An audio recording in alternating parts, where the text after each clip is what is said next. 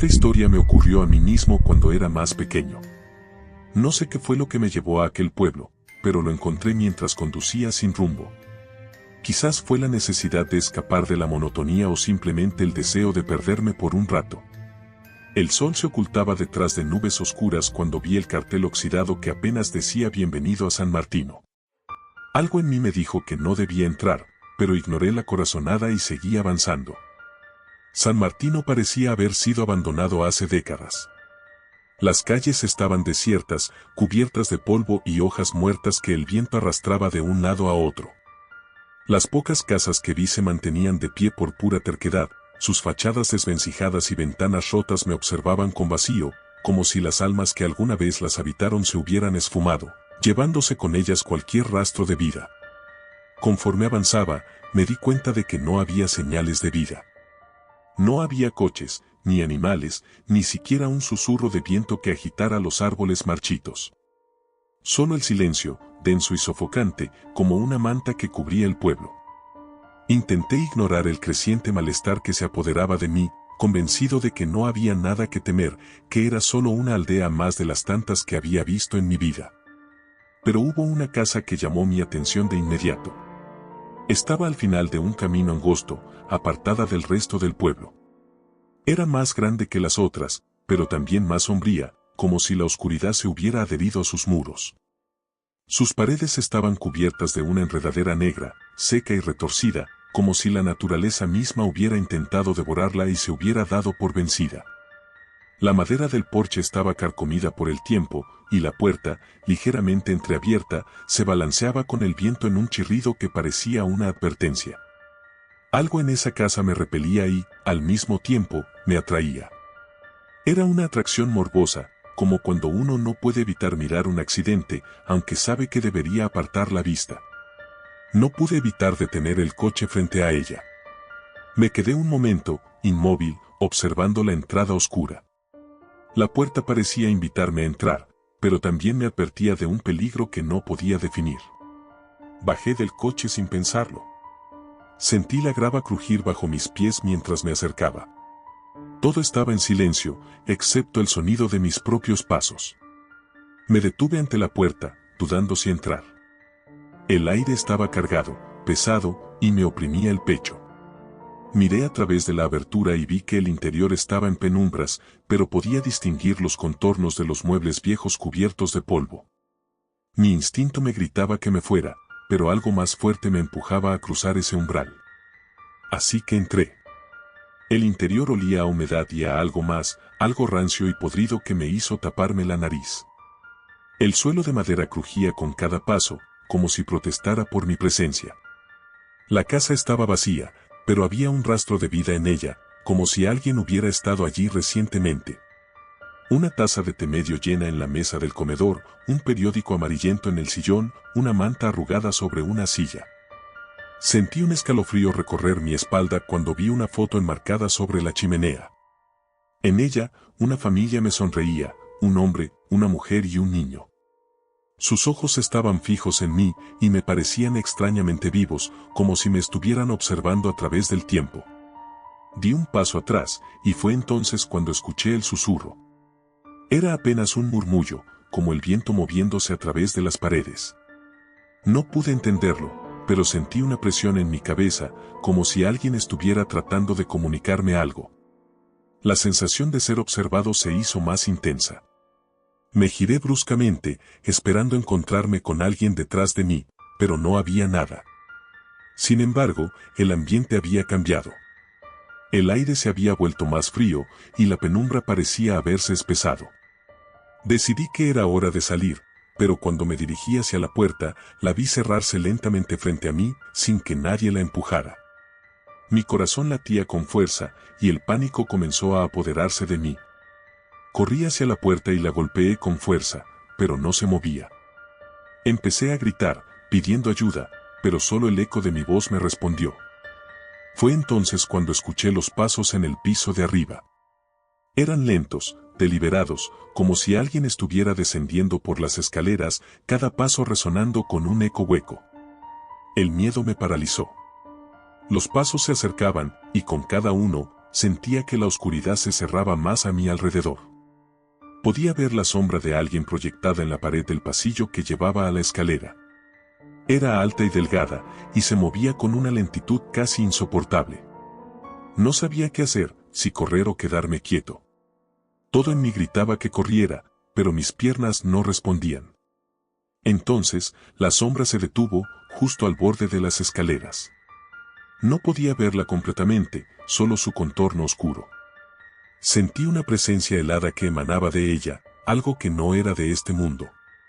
De repente, el susurro se hizo más fuerte, y esta vez lo entendí claramente. ¿Por qué estás aquí? Algo dentro de mí se rompió. Retrocedí, tambaleándome, y tropecé con una silla que cayó al suelo con un estruendo. La sombra comenzó a moverse nuevamente, avanzando hacia mí. Fue suficiente para sacarme de mi parálisis. Corrí hacia una ventana y, sin pensarlo, rompí el cristal con el codo y salté al exterior, cayendo torpemente sobre la tierra húmeda. Me levanté y corrí hacia el coche, sin mirar atrás. Sentía que algo me seguía, que la sombra estaba justo detrás de mí, pero no me atreví a comprobarlo. Arranqué el coche y aceleré por la carretera, dejando atrás el pueblo y esa maldita casa.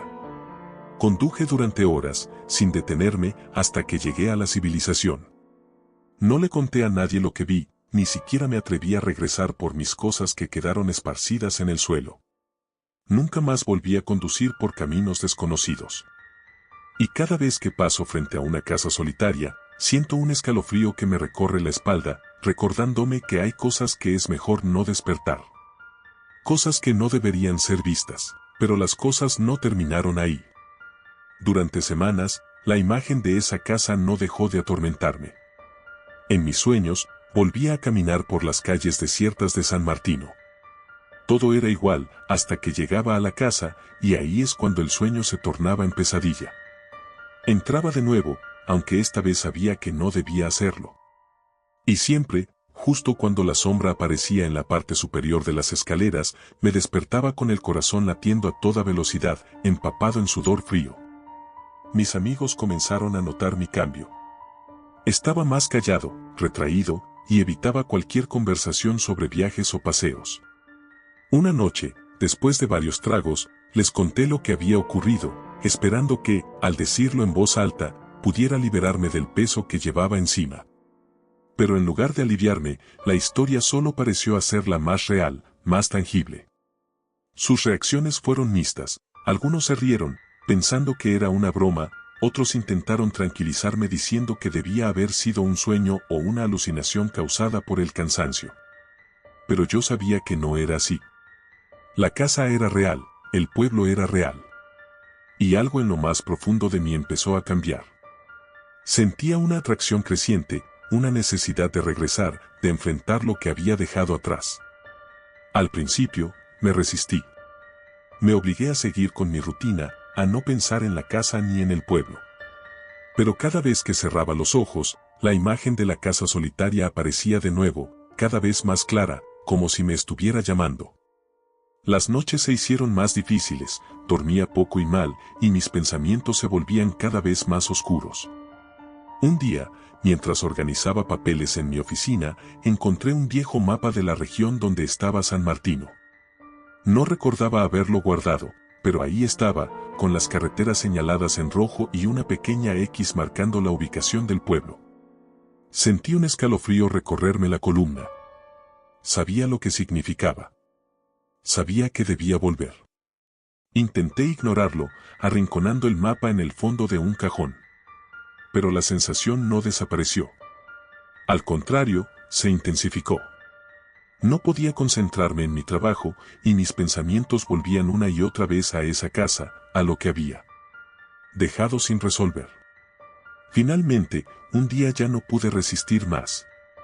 Me levanté de la silla, tomé el mapa y salí de la oficina sin decirle nada a nadie. Sabía que no podría estar en paz hasta que enfrentara lo que sea que me esperaba en San Martino. El viaje de regreso fue diferente.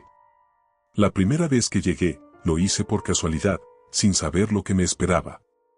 Pero esta vez, cada kilómetro recorrido me llenaba de un terror creciente. Podía sentir la tensión en mis hombros, el nudo en mi estómago y el sudor frío en la frente. Con cada señal de tráfico que pasaba, con cada desvío hacia caminos más y más remotos, mi ansiedad aumentaba. El cielo se oscurecía y el aire se volvía más denso y opresivo a medida que me acercaba al pueblo. Finalmente, el mismo cartel oxidado apareció en el horizonte: "Bienvenido a San Martino". Mi corazón latía con fuerza mientras cruzaba el límite del pueblo. Esta vez, no me molesté en observar las casas a mi alrededor. Sabía exactamente hacia dónde me dirigía. Conduje directamente hasta la casa al final del camino. Cuando la vi, parecía aún más deteriorada que la última vez. Las enredaderas negras se habían extendido más, y la oscuridad que emanaba de ella parecía devorar la luz del atardecer. Aparqué el coche frente a la casa, apagué el motor y me quedé sentado, mirando la puerta. Algo en mí me decía que no entrara, que simplemente me diera la vuelta y me fuera para siempre. Pero no pude. Algo me impulsaba, una fuerza que no podía explicar. Sentí que debía entrar, que la única manera de liberarme de la obsesión que me había estado consumiendo era enfrentando lo que fuera que me esperaba dentro. Salí del coche y, con pasos vacilantes, me acerqué a la casa. La puerta seguía entreabierta, como la última vez, invitándome a entrar. El aire alrededor de la casa era más frío de lo que recordaba, y la penumbra del interior parecía más densa. Inspiré profundamente y empujé la puerta. Esta vez, no se resistió. Se abrió suavemente, revelando la misma escena que había dejado semanas antes. Todo estaba exactamente igual: la taza de té en la mesa, el periódico amarillento, la manta sobre la silla. Incluso el olor a humedad y putrefacción seguía impregnando el aire. Pero había algo diferente, una sensación de presencia que no había sentido antes, como si la casa estuviera viva, observándome. Mis ojos se dirigieron instintivamente hacia la foto sobre la chimenea. La familia seguía ahí, mirándome, pero esta vez noté algo que me heló la sangre. Los rostros que antes me sonreían ahora tenían una expresión de tristeza, casi de súplica. Sus ojos, que antes parecían vivos, ahora reflejaban un miedo profundo, como si supieran lo que estaba por venir. Un susurro, apenas audible, volvió a llenar el aire. Esta vez, sin embargo, era más claro, más insistente: "Ayúdanos". El sonido me atravesó como un cuchillo. La voz no era humana, pero tampoco era completamente inhumana. Era como si algo estuviera atrapado entre dos mundos, pidiendo ayuda desde el abismo. Mi mente intentó racionalizar lo que estaba escuchando, pero no había explicación lógica para ello. Sentí una mezcla de miedo y compasión, y aunque cada instinto en mí gritaba que saliera de la casa, no pude moverme. Algo me ataba a ese lugar. De repente, un golpe sordo resonó desde el piso superior. El sonido me sacudió de mi trance, y miré hacia las escaleras. La oscuridad se agolpaba en la parte superior, y la sombra que había visto antes volvió a aparecer, pero esta vez era más clara, más definida. Podía ver los contornos de una figura humana, alta y delgada, con una postura encorvada. No había ojos, ni boca, solo una mancha oscura que parecía absorber la luz. La figura comenzó a descender lentamente por las escaleras, cada paso resonando en mi pecho como un tambor. Sentí el pánico apoderarse de mí, y di un paso atrás, tropezando con el borde de la alfombra raída. La voz volvió, esta vez más fuerte: "Ayúdanos, por favor". Mi mente corría en círculos, intentando entender qué significaba todo esto. ¿Qué podía hacer? ¿Cómo podía ayudar a estas almas, si es que eso eran? Miré de nuevo la foto, y por un momento, me pareció ver que los ojos de la familia se movían, mirándome con desesperación. Entonces lo comprendí: estaban atrapados en la casa, prisioneros de esa sombra, de ese ser que descendía lentamente hacia mí. La figura avanzaba lentamente, pero cada vez más cerca. Sentí un frío extremo apoderarse de mí, como si la temperatura hubiera caído de golpe. La voz seguía suplicando ayuda, pero no sabía qué hacer. Mis ojos se fijaron en la chimenea, donde el fuego alguna vez pudo haber calentado el hogar, pero ahora estaba apagado, cubierto de cenizas y polvo. La sombra estaba ya a mitad de las escaleras, y el miedo me tenía completamente paralizado.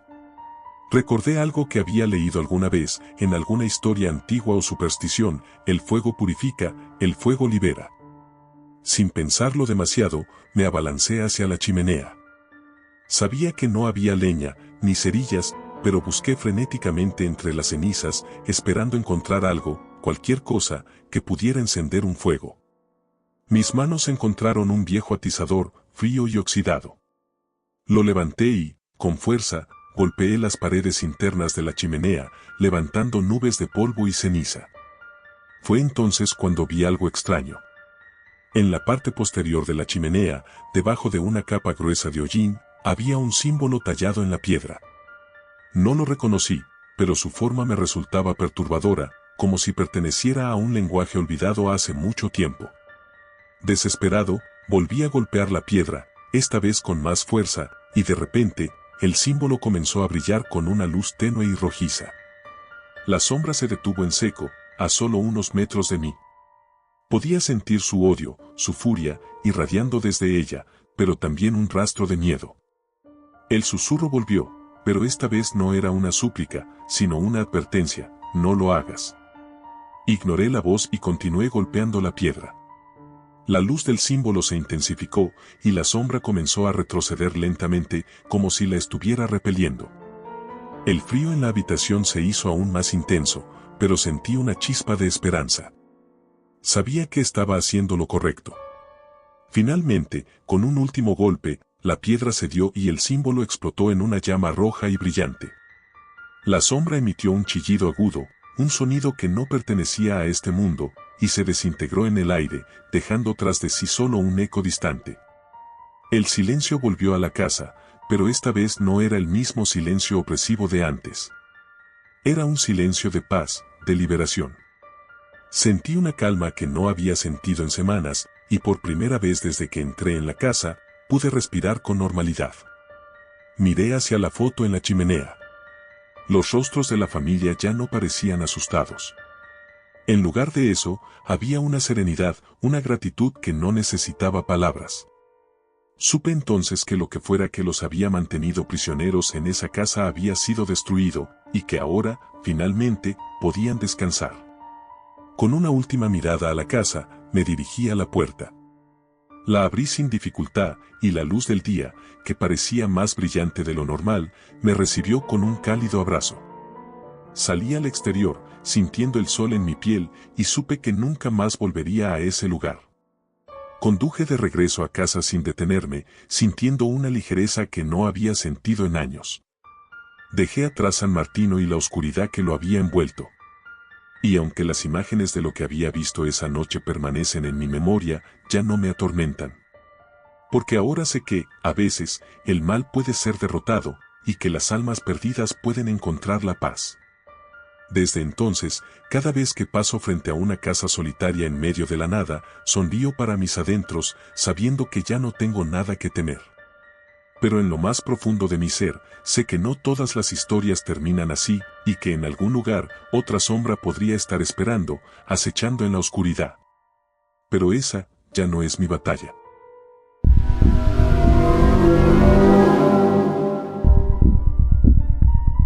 El sol se ocultaba tras las colinas que rodeaban el pequeño pueblo de Esperanza, sumiendo el lugar en una penumbra que era a la vez acogedora y inquietante. Era una noche de verano perfecta para un descanso tras la rutina diaria, o al menos eso pensaban Clara y Laura. El calor del día se disipaba lentamente, y una ligera brisa movía las hojas de los árboles que rodeaban la casa de Laura.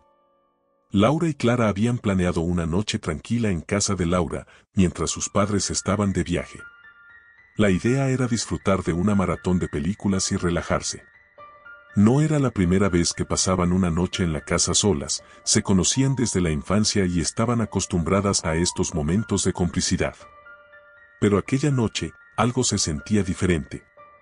Se habían instalado en la sala de estar, donde el televisor proyectaba la película de terror elegida por Laura, El susurro en la oscuridad. La película había comenzado a las 8 de la noche, y a las 10 de la noche, Laura ya había empezado a notar un cambio en el ambiente. La casa estaba silenciosa, salvo por el sonido ocasional de la película y el zumbido lejano del ventilador. El viento había comenzado a soplar con mayor fuerza, y los árboles afuera se agitaban de una manera que creaba sombras inquietantes en las paredes de la sala. Clara y Laura estaban acomodadas en el sofá, envueltas en mantas, con las luces apagadas para sumergirse mejor en la atmósfera de la película. ¿Escuchaste eso?, preguntó Laura, interrumpiendo el silencio. Clara frunció el ceño, tratando de identificar el sonido. No, ¿qué fue?, preguntó Clara, tratando de mantener la calma. Creo que fue un golpe, algo arriba. Laura parecía tensa, y su mirada se dirigió hacia el pasillo que llevaba a las escaleras. Clara trató de restarle importancia, convencida de que el sonido podía ser producto de una tubería antigua o de la casa asentándose. Pero Laura se levantó, con una expresión de preocupación en el rostro. Voy a revisar, dijo Laura, intentando sonar segura, aunque su voz delataba un toque de nerviosismo. ¿Puedo venir contigo?, preguntó Clara, levantándose del sofá. Laura asintió, y ambas subieron las escaleras con pasos cautelosos. El crujido de los escalones parecía amplificado en la tranquilidad de la casa, creando una sensación de inquietud que se asentaba en el pecho de Clara. Laura encendió una linterna pequeña que había encontrado en un cajón de la cocina. La luz apenas era suficiente para iluminar el pasillo oscuro. La primera puerta a la izquierda era la habitación de Laura. La puerta estaba entreabierta, y la luz de la linterna reveló un cuarto ordenado, con pósters de bandas en las paredes y un escritorio lleno de libros y papeles. No había señales de desorden ni de una fuente de ruido. Laura y Clara continuaron hacia el final del pasillo, donde estaba la habitación de los padres de Laura. La puerta estaba un poco abierta, y Laura la empujó suavemente. La luz de la linterna iluminó la habitación, revelando una cama grande con sábanas blancas y un armario de madera. Todo parecía en su lugar. Sin embargo, Clara no podía sacudirse la sensación de que algo estaba fuera de lugar. El aire se sentía cargado, y el viento soplaba más fuerte afuera, creando un murmullo inquietante. Laura se acercó al armario y lo abrió. Dentro, había ropa colgada y un par de zapatos en el suelo. Nada parecía fuera de lugar. Mientras Laura revisaba el armario, otro golpe seco resonó en el pasillo. Este sonido fue más fuerte, y parecía venir de la planta baja. Laura y Clara se miraron, sus ojos llenos de una mezcla de miedo y confusión. «Eso no puede ser normal», dijo Clara, su voz apenas un susurro. «Vamos a bajar y ver qué pasa», respondió Laura, tratando de sonar tranquila, aunque su expresión traicionaba su nerviosismo. Desandaron el camino hacia las escaleras, pero antes de que pudieran bajar, un sonido arrastrándose resonó por el pasillo, seguido por el crujido de algo pesado moviéndose. Clara sintió un escalofrío recorrer su espalda, y el pánico comenzó a apoderarse de ella. Laura se detuvo un momento, mirando a Clara con una mezcla de temor y determinación. Clara notó que la respiración de Laura se había acelerado, y sus manos temblaban ligeramente. «No sé si deberíamos seguir investigando», dijo Clara. «Pero si alguien está en la casa, necesitamos asegurarnos de que estemos a salvo», respondió Laura. Ambas se apresuraron a bajar las escaleras, el crujido bajo sus pies se hacía más pronunciado en el silencio de la casa. Cuando llegaron al primer piso, el sonido arrastrándose se hizo más claro. Clara pudo sentir el miedo creciente en su pecho. La sala de estar estaba en penumbra, con solo la luz tenue de la linterna iluminando la escena. Laura se detuvo en seco, su mirada fija en la sala.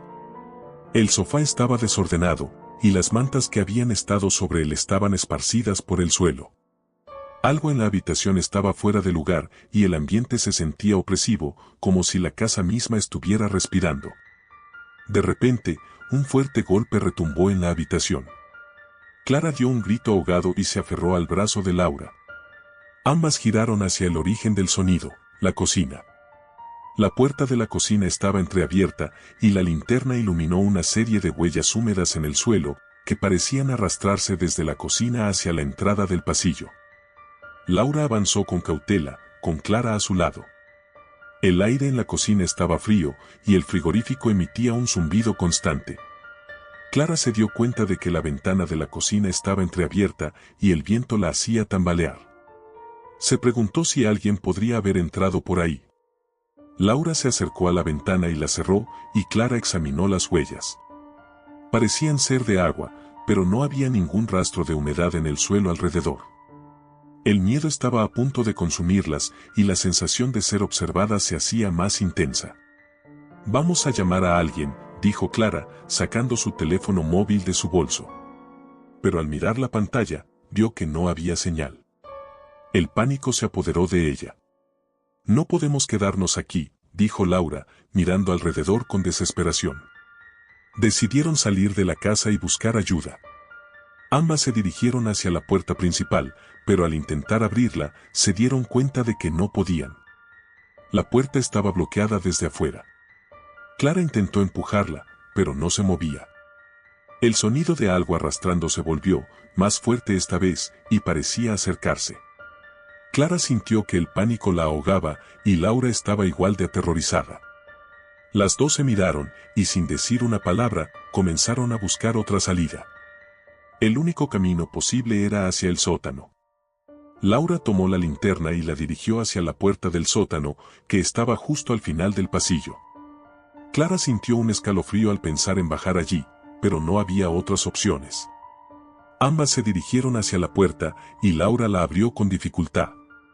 Un escalofriante silencio se extendió desde las profundidades del sótano. Bajaron las escaleras con pasos temblorosos. La luz de la linterna iluminaba una serie de cajas y muebles viejos amontonados en el sótano. El aire estaba frío y húmedo, y Clara sintió una presión en el pecho. El sonido arrastrándose parecía provenir de un rincón oscuro, y cada paso que daban las acercaba más al origen de ese sonido aterrador. En el rincón más lejano del sótano, detrás de un viejo mueble cubierto de polvo, encontraron una puerta pequeña. La puerta estaba entreabierta, y Clara pudo ver una luz tenue que parecía provenir de una lámpara antigua. Se miraron, y Laura asintió, indicando que debían investigar. Laura empujó la puerta y entró primero. Clara la siguió, con el corazón en un puño. La habitación era pequeña y estaba llena de objetos extraños, libros antiguos, velas y una mesa cubierta de símbolos extraños pintados en tiza.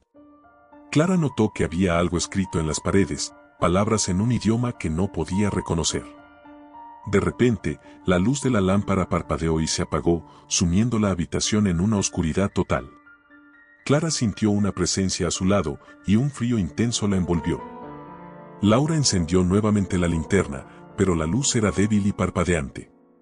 Un ruido fuerte y arrastrante se escuchó detrás de ellas. Clara se giró y vio una figura oscura emergiendo de la esquina de la habitación. Era alta y delgada, con una presencia que parecía absorber la luz.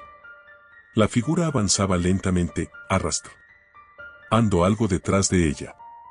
El terror se apoderó de Clara.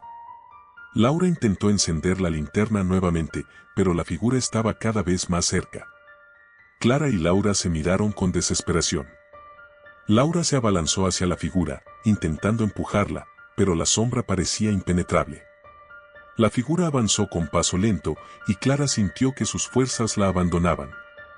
En un intento desesperado, Clara tomó una de las velas de la mesa y la encendió con el encendedor que había encontrado.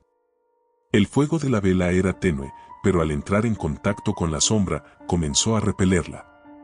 La figura chilló, un sonido que parecía provenir de una dimensión diferente. Clara sostuvo la vela con firmeza, y la sombra comenzó a retroceder, arrastrando consigo un aura de desesperación y odio. Laura se unió a Clara, sosteniendo una vela más, y juntas comenzaron a avanzar hacia la sombra.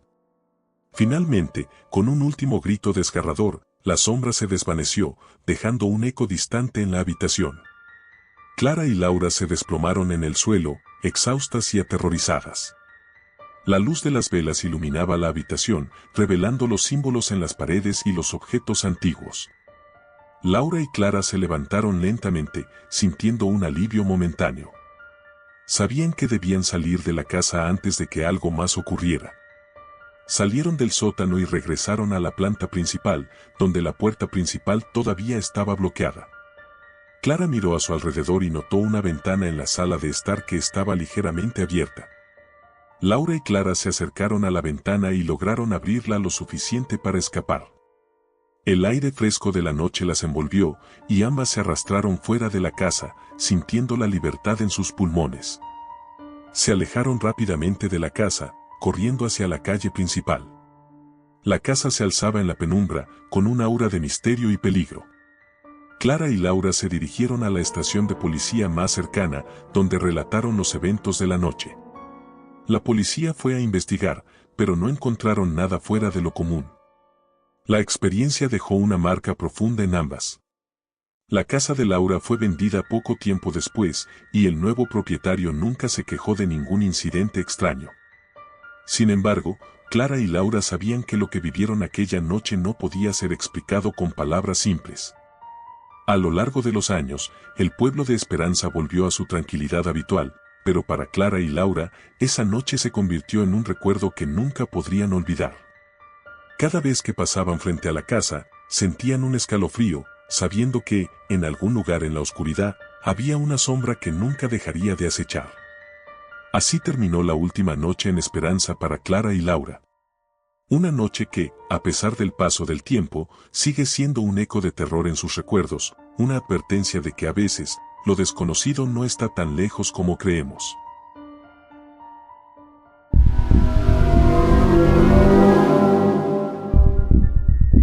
El pequeño pueblo de San Pedro había sido conocido por su tranquilidad y su gente amable. La comunidad vivía en un constante estado de calma, sin mayores preocupaciones que las cotidianas de cualquier lugar rural. Sin embargo, esa paz se desmoronó una noche de otoño, cuando comenzaron a ocurrir desapariciones misteriosas que pondrían a prueba la seguridad y el coraje de sus habitantes. Todo comenzó con la desaparición de doña Teresa, una anciana de 72 años que vivía sola en una casita al borde del pueblo. Teresa era conocida por su amabilidad y su disposición para ayudar a los vecinos, y su ausencia se notó rápidamente. La primera noche, sus amigos y familiares pensaron que tal vez se había ido a visitar a algún pariente, pero cuando pasaron 2 noches y nadie sabía nada de ella, el pánico comenzó a asentarse en San Pedro. Los rumores comenzaron a circular y las especulaciones sobre la desaparición de Teresa se multiplicaron. Algunos decían que se había perdido en el bosque cercano, otros afirmaban haber visto extrañas luces en la noche. La policía local no tardó en intervenir, comenzando una búsqueda enérgica. Sin embargo, los días pasaron sin rastro de Teresa. Luego, una semana después, la desaparición de doña Rita, una mujer de 68 años conocida por su caridad y su participación activa en la comunidad, alarmó aún más a los residentes. Rita también vivía sola, y al igual que Teresa, su desaparición fue un golpe duro para el pueblo. Esta vez, el temor se convirtió en desesperación. La policía intensificó las búsquedas y se llevaron a cabo reuniones comunitarias para organizar patrullas nocturnas. Pero, al igual que con Teresa, no había señales de Rita. En medio de este caos, un hombre apareció en el pueblo. Se hacía pasar por un nuevo oficial de policía, presentándose como el agente Martínez. Vestía un uniforme impecable y llevaba una placa de policía falsa. Afirmaba que había sido enviado por la fuerza de seguridad para ayudar a resolver las desapariciones y proporcionar protección adicional a los residentes. El agente Martínez era una figura imponente. Tenía una estatura alta, una voz grave y un aire de autoridad que imponía respeto. Se presentó en el ayuntamiento, donde se reunían los líderes comunitarios y ofreció su asistencia. Su presencia fue recibida con alivio. Después de todo, tener un agente de policía más en el pueblo parecía una ventaja en medio de la crisis. Martínez comenzó a patrullar el pueblo, haciendo visitas a las casas de los ancianos para asegurarse de que estaban a salvo. Se presentó en la casa de doña Emilia, una mujer de 70 años que vivía sola en una antigua casa de campo. La visita parecía de rutina, y Emilia, al igual que los demás, estaba dispuesta a hacer todo lo posible para mantenerse a salvo. Martínez le prometió que estaba allí para protegerla y que podía contar con él en caso de emergencia. Esa noche, después de la visita del falso agente, Emilia recibió una llamada telefónica en la que una voz distorsionada le dijo que el agente Martínez había sido enviado para un chequeo de rutina. Emilia, confiada en el agente, le permitió la entrada sin dudar. Esa misma noche, Emilia desapareció. Al amanecer, La noticia de la desaparición de Emilia se esparció rápidamente y la comunidad estaba en estado de shock. Habían confiado en el supuesto oficial de policía y ahora se sentían traicionados y desprotegidos. La policía local, que había sido engañada por el falso agente, se movilizó aún más, pero las pistas seguían siendo escasas. Fue entonces cuando Clara, una joven reportera que había regresado a San Pedro tras varios años en la ciudad, decidió investigar por su cuenta. Clara había crecido en el pueblo y conocía a todas las personas desaparecidas. La inquietud y el sentido de justicia la impulsaron a descubrir la verdad detrás de las desapariciones. Clara comenzó a revisar los registros y a entrevistar a los vecinos. Las historias coincidían en un punto crucial: todas las víctimas habían tenido algún tipo de contacto con el agente Martínez antes de desaparecer. Esto llevó a Clara a la conclusión de que el falso oficial estaba involucrado en las desapariciones. Una noche, Clara decidió seguir a Martínez. Se enteró de que él solía hacer patrullas por las zonas más alejadas del pueblo, particularmente en los alrededores del bosque. Ella lo siguió discretamente, manteniéndose oculta en la penumbra, mientras él recorría los caminos solitarios. Martínez se dirigió a una vieja cabaña en el bosque. Clara lo observó desde una distancia segura y vio cómo entraba en la cabaña, que parecía abandonada y en mal estado. La puerta se cerró tras él, y Clara esperó en la oscuridad. Pasaron horas, y el frío de la noche comenzó a calar en sus huesos. Finalmente, Clara se acercó a la cabaña y, con gran sigilo, abrió la puerta. El interior estaba en penumbras, iluminado solo por una lámpara de aceite que proyectaba sombras inquietantes en las paredes. Clara vio a Martínez sentado en una silla, con un mapa extendido frente a él. Las paredes estaban adornadas con fotos de las personas desaparecidas y notas garabateadas sobre cada una de ellas. Un escalofrío recorrió la espalda de Clara al darse cuenta de la magnitud del horror. Martínez estaba planeando sus próximos movimientos. El mapa mostraba las casas de las posibles futuras víctimas. El repentino sonido de una pisada hizo que Clara se girara. Martínez estaba de pie, y su mirada se dirigió hacia ella con una furia inesperada. ¿Qué estás haciendo aquí?, gruñó Martínez, su voz llena de amenaza. Clara, paralizada por el miedo, trató de dar marcha atrás, pero Martínez se lanzó hacia ella. En una lucha desesperada, Clara logró agarrar la linterna que había traído y la encendió, iluminando el rostro de Martínez. La luz reveló una cara cruel, con ojos fríos y una sonrisa siniestra. «Pensé que te encontraría aquí», dijo Martínez, mientras se acercaba lentamente. Clara, con el corazón latiendo desbocado, corrió hacia la puerta. Martínez la siguió, y Clara logró salir de la cabaña, pero el hombre estaba justo detrás de ella. En la carrera, Clara tropezó y cayó al suelo, y Martínez se acercó, levantando una vara de madera que había encontrado en el suelo. En el último momento, Clara se incorporó y corrió hacia el bosque, con Martínez persiguiéndola. El bosque estaba oscuro y lleno de obstáculos, pero Clara sabía que debía escapar. En un momento de claridad, Clara giró bruscamente, corrió entre los árboles y logró esconderse detrás de un tronco caído. Martínez la buscó por un tiempo, llamándola en voz alta, pero Clara permaneció en silencio, manteniéndose oculta. La adrenalina y el miedo la mantenían alerta y esperó a que Martínez se alejara. Cuando el silencio volvió, Clara se levantó lentamente y corrió de regreso al pueblo. Al llegar a la estación de policía, Clara contó todo lo que había visto. La policía, ahora consciente de la gravedad de la situación, organizó una búsqueda inmediata en el bosque. Al amanecer, el cuerpo de Martínez fue encontrado en la cabaña, con las manos atadas y la cabeza encajada en un garfio.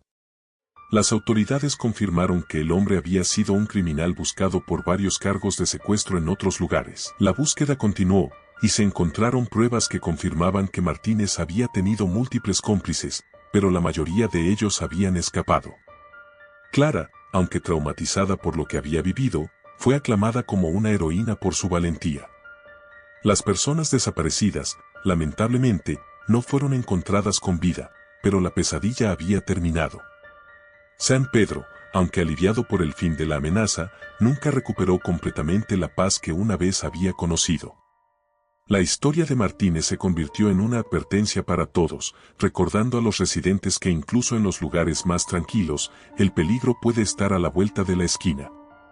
Clara, mientras tanto, encontró consuelo en la certeza de haber enfrentado el horror y en la esperanza de que el pueblo pudiera finalmente sanar y recuperar su tranquilidad.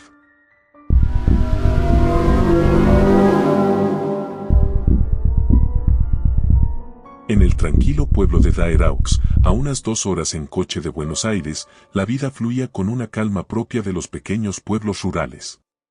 Las casas de una sola planta estaban rodeadas de jardines cuidados con esmero, y las tardes se llenaban con el sonido de los niños jugando en las calles polvorientas.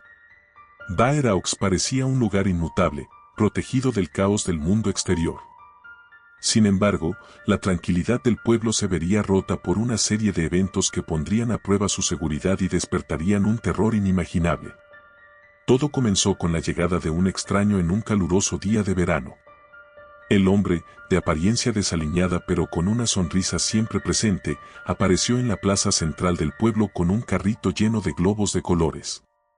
El sol brillaba en el cielo sin nubes, y el hombre de los globos parecía encajar perfectamente en la escena de alegría y vitalidad que era Daeraux en esa época del año. El hombre, que se hacía llamar simplemente señor Jorge, comenzó a ofrecer globos gratis a los niños del pueblo. Sus globos eran de todos los colores imaginables: rojo brillante, azul profundo, verde esmeralda y amarillo soleado. Los niños, atraídos por la promesa de un globo gratuito, se aglomeraron alrededor de su carrito, riendo y corriendo mientras seleccionaban sus colores favoritos. Las primeras semanas pasaron sin incidentes. El señor Jorge estaba presente en la plaza casi todos los días, siempre con su carrito lleno y su sonrisa amigable. Los padres, al principio cautelosos, pronto se relajaron al ver que el hombre parecía inofensivo. Las risas de los niños y las brillantes esferas de colores se convirtieron en una parte alegre de la rutina diaria. Sin embargo, un cambio sutil comenzó a ocurrir. Los niños, que antes se habían mostrado radiantes de alegría, comenzaron a mostrar signos de inquietud. Sofía, una niña de 6 años, comenzó a tener pesadillas y se despertaba en medio de la noche llorando. Sus padres, Ana y Luis, pensaron que era simplemente un efecto del cambio de estación y la excitación del verano, pero la situación empeoró. La primera desaparición fue la de Sofía. Una noche, Ana y Luis la dejaron en casa con la promesa de que regresarían pronto. Cuando volvieron, la casa estaba vacía. Las luces estaban encendidas y la puerta de entrada estaba abierta, pero Sofía no estaba en ninguna parte. La policía local fue llamada inmediatamente y se iniciaron las primeras búsquedas. Los vecinos de Daeraux se unieron en la búsqueda, pero la pequeña Sofía había desaparecido sin dejar rastro. La desaparición de Sofía conmocionó al pueblo. La tranquilidad que antes era la norma se había transformado en una atmósfera cargada de miedo e incertidumbre. La policía local, formada por unos pocos oficiales dedicados, no pudo encontrar ninguna pista concreta sobre el paradero de la niña. Los esfuerzos de búsqueda se extendieron a los bosques y campos cercanos, pero la niña seguía sin aparecer. La segunda desaparición, la de doña Teresa, una anciana querida por todos, ocurrió solo unas semanas después. Al igual que Sofía, Teresa también había sido vista cerca de la plaza el día anterior a su desaparición. Su familia, alarmada por su ausencia, la buscó desesperadamente durante la noche, pero nuevamente, no hubo señales de ella. Con cada desaparición, el terror en Daeraux se intensificaba. Los rumores comenzaron a circular y las historias de un hombre extraño que ofrecía globos a los niños se convirtieron en el tema central de las conversaciones. Los vecinos comenzaron a hacer preguntas sobre el señor Jorge. Algunos afirmaban haberlo visto en lugares extraños, mientras que otros decían que había estado hablando con los niños de manera inusual. El pueblo se vio envuelto en una paranoia creciente. Los padres comenzaron a mantener a sus hijos dentro de casa después del anochecer, y las patrullas de vigilancia se volvieron una práctica común. Los días se alargaban en incertidumbre y miedo, mientras el hombre de los globos seguía apareciendo en la plaza, como si nada hubiera pasado. Fue entonces cuando Clara, una joven periodista que había crecido en Dare Aux y había regresado recientemente al pueblo, decidió tomar cartas en el asunto. Clara había oído hablar de las desapariciones y sentía un fuerte deseo de descubrir la verdad detrás de estos eventos perturbadores. Se acercó a la policía local y ofreció su ayuda, a pesar de las reservas de los oficiales, que ya estaban luchando contra el tiempo y los recursos limitados. Clara comenzó su investigación hablando con los padres de los niños desaparecidos y revisando los informes policiales. Descubrió que, en cada caso, las víctimas habían tenido algún tipo de contacto con el señor Jorge antes de su desaparición.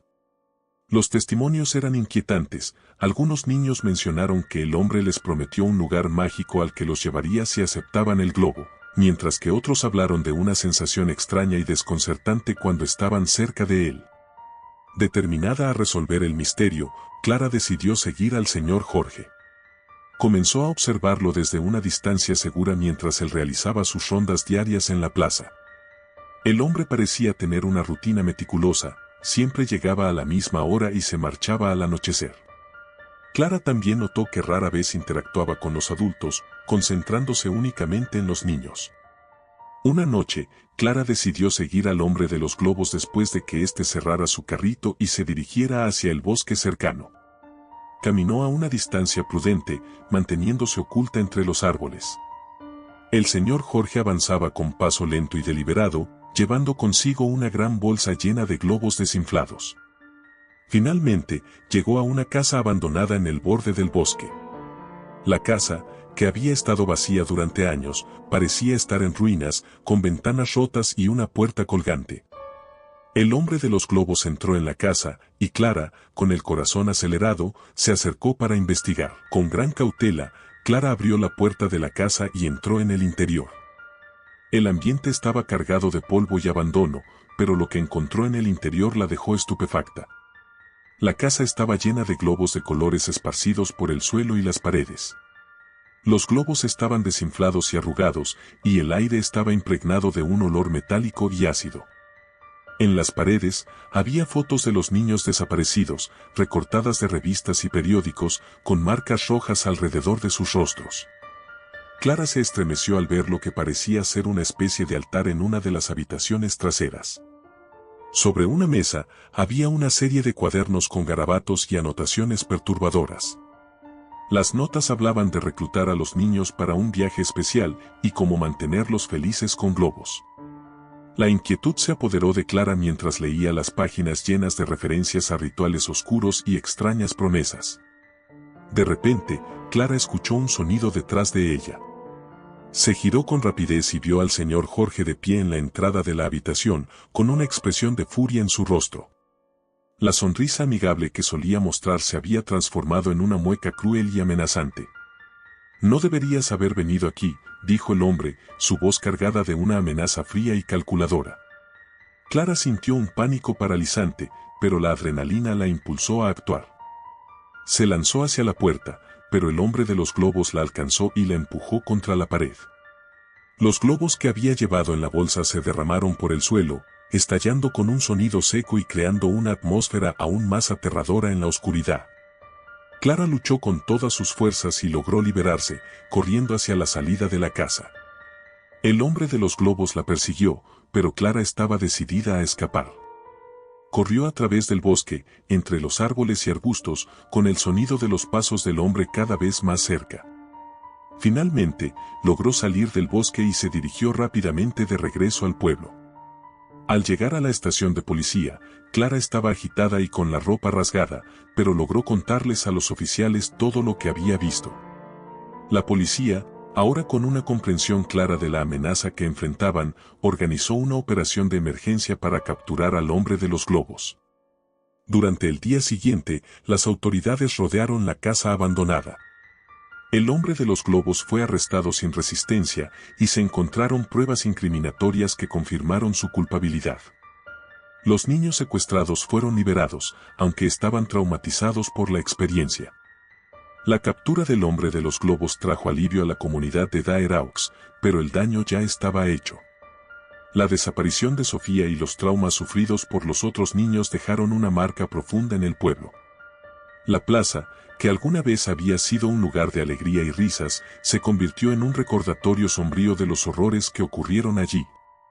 El hombre de los globos fue llevado a juicio y condenado por sus crímenes.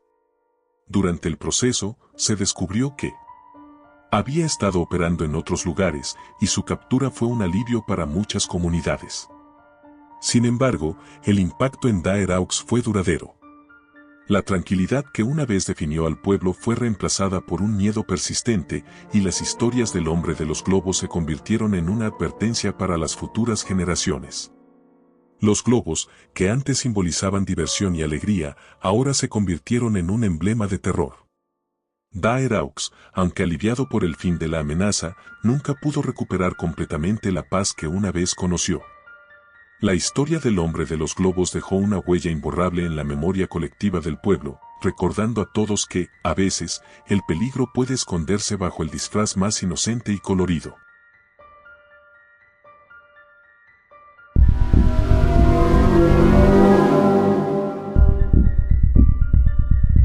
En el norte de Argentina, a unas pocas horas en coche de Buenos Aires, se encontraba el apacible y pintoresco pueblo de El Palmar. Este pequeño rincón del mundo estaba rodeado de campos de maíz y vegetación exuberante, donde la vida transcurría con una tranquilidad casi idílica. Los habitantes de El Palmar disfrutaban de la sencillez de su existencia, donde las noches estaban llenas de charlas al calor del hogar y las festividades locales mantenían viva la tradición y el espíritu comunitario. Sin embargo, la paz del Palmar se vio perturbada una noche de verano, cuando un suceso aterrador sacudió el pueblo y dejó una marca indeleble en su historia. Todo comenzó en una cálida noche de agosto, cuando un fenómeno extraño y aterrador apareció en el corazón de la comunidad. Era una noche de luna llena cuando, de repente, una niña apareció en el centro del pueblo. La niña llevaba un vestido rojo brillante que contrastaba con la oscuridad de la noche. En una mano, sostenía un pequeño foco de luz que emitía un resplandor helado y parpadeante. La luz del foco proyectaba sombras largas y distorsionadas, creando una atmósfera inquietante en las calles desiertas. Los primeros en avistar a la niña fueron un grupo de adolescentes que salían de una fiesta local en la plaza. Al principio, pensaron que se trataba de una travesura o de una broma, pero la visión de la niña en medio de la oscuridad pronto se volvió inquietante. La niña se mantenía en silencio, mirando fijamente el suelo mientras el foco parpadeaba sin cesar. Su presencia era inquietante y desconcertante, y los adolescentes, sintiendo una creciente sensación de malestar, decidieron no acercarse. Una de las jóvenes, Laura, decidió ir a casa antes de que la situación se volviera aún más extraña. Cuando llegó a su casa, se encontró con su madre, Mariana, que estaba preocupada por ella. Laura le contó sobre la niña del vestido rojo y el foco de luz, y Mariana, alarmada, decidió que era mejor avisar a la policía. Poco después, la policía local, encabezada por el comisario Rodríguez, llegó a la plaza.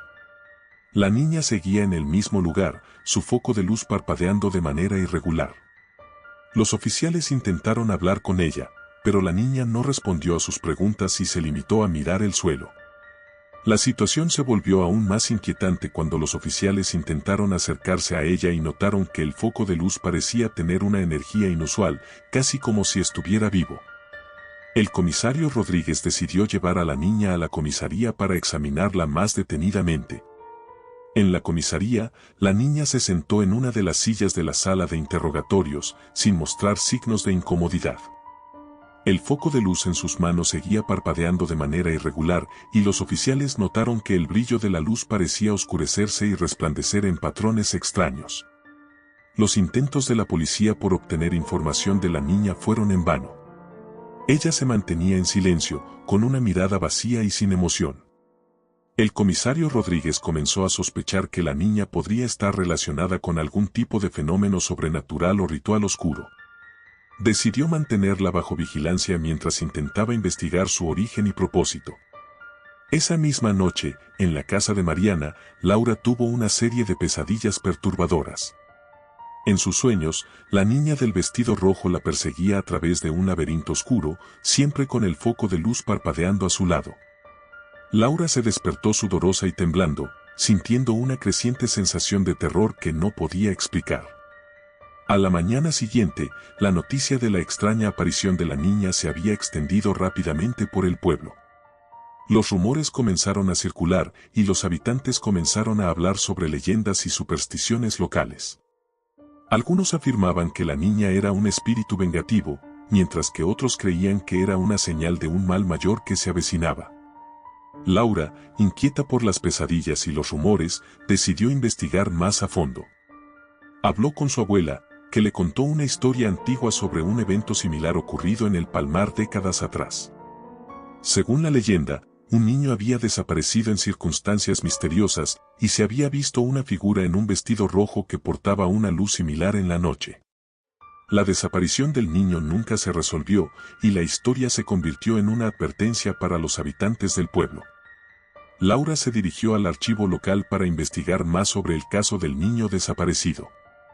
Allí, encontró antiguos informes de desapariciones y documentos que hablaban de sucesos extraños en el pasado.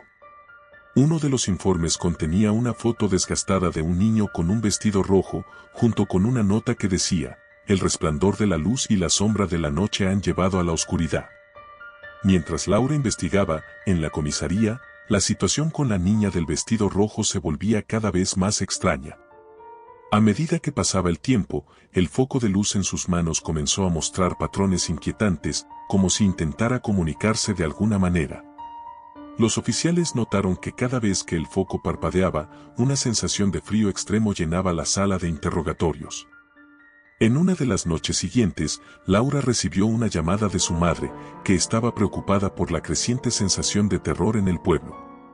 Mariana le contó que había comenzado a escuchar susurros en la casa, y las luces parpadeaban sin razón aparente. Laura decidió regresar a casa para estar con su familia, temiendo que el miedo estuviera afectando a todos en el pueblo.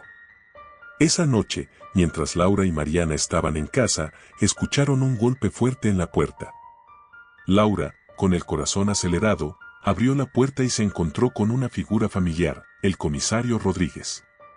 El comisario les informó que la niña del vestido rojo había desaparecido de la comisaría sin dejar rastro. Los oficiales habían buscado en todas partes, pero la niña se había desvanecido como si nunca hubiera estado allí. La desaparición de la niña aumentó el miedo en el Palmar. Los habitantes comenzaron a cerrar sus casas con llave y a evitar salir después del anochecer. Las historias sobre la niña del vestido rojo se convirtieron en un tema común en las conversaciones, y la atmósfera en el pueblo se volvió opresiva y temerosa. Laura decidió volver al bosque, donde había oído hablar de la antigua cabaña en ruinas. Recordaba la leyenda sobre el niño desaparecido y la figura en el vestido rojo. En el bosque, la atmósfera era aún más inquietante que antes. El aire estaba cargado de una energía oscura, y las sombras se movían de manera extraña entre los árboles. Al llegar a la cabaña, Laura encontró que la estructura estaba en un estado aún peor que antes. Las paredes estaban cubiertas de marcas y símbolos extraños, y el olor a descomposición era más fuerte. El foco de luz que Laura había llevado la última vez estaba en el suelo, parpadeando débilmente. Mientras Laura exploraba la cabaña, sintió una presencia oscura a su alrededor. Los susurros se hicieron más fuertes y se convirtieron en gritos agudos y desesperados. Las luces comenzaron a parpadear violentamente, y la cabaña parecía estar vivita con un sentido de desesperación y terror. De repente, Laura vio a la niña del vestido rojo en la esquina de la sala, su foco de luz iluminando su rostro pálido y vacío. La niña parecía estar atrapada en un ciclo interminable, moviéndose en patrones repetitivos. Laura sintió una oleada de desesperación y tristeza al ver la expresión de la niña. La atmósfera en la cabaña se volvió opresiva y aterradora. Laura se dio cuenta de que la niña estaba atrapada en un tipo de hechizo o ritual oscuro. Los símbolos en las paredes parecían estar relacionados con algún tipo de invocación o sacrificio. Laura, con el corazón en la garganta, intentó encontrar una manera de romper el hechizo y liberar a la niña. Mientras Laura examinaba los símbolos en las paredes, notó que uno de ellos parecía estar relacionado con el foco de luz. La luz parpadeaba en un patrón específico, y Laura comenzó a replicar el patrón con una linterna que había traído. A medida que lo hacía, la atmósfera en la cabaña comenzó a cambiar y la presencia oscura parecía disminuir. De repente, el foco de luz en la mano de la niña comenzó a brillar intensamente. La niña levantó la vista, y sus ojos, que habían estado vacíos y fríos, ahora mostraban una chispa de emoción.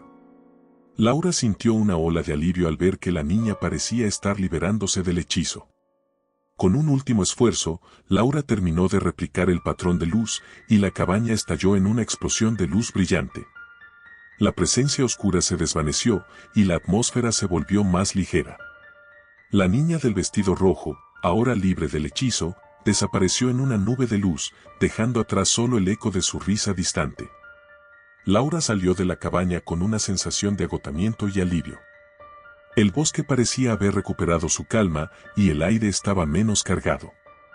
Aunque la niña del vestido rojo había desaparecido, el miedo y el misterio que rodeaban su presencia seguirían siendo una parte de la historia del Palmar. A lo largo de los años, la historia de la niña del vestido rojo se convirtió en una leyenda temida y respetada en el Palmar.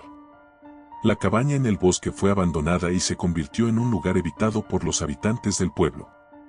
La luz del foco de la niña, que una vez había sido un símbolo de terror, se convirtió en una advertencia de los misterios y horrores que podrían estar acechando en la oscuridad.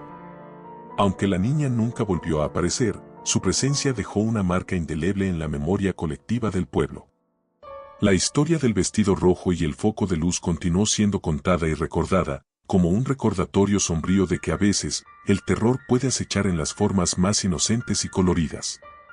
El Palmar nunca volvió a ser el mismo, y la leyenda de la niña del vestido rojo perduró como un eco inquietante en las noches oscuras del pueblo.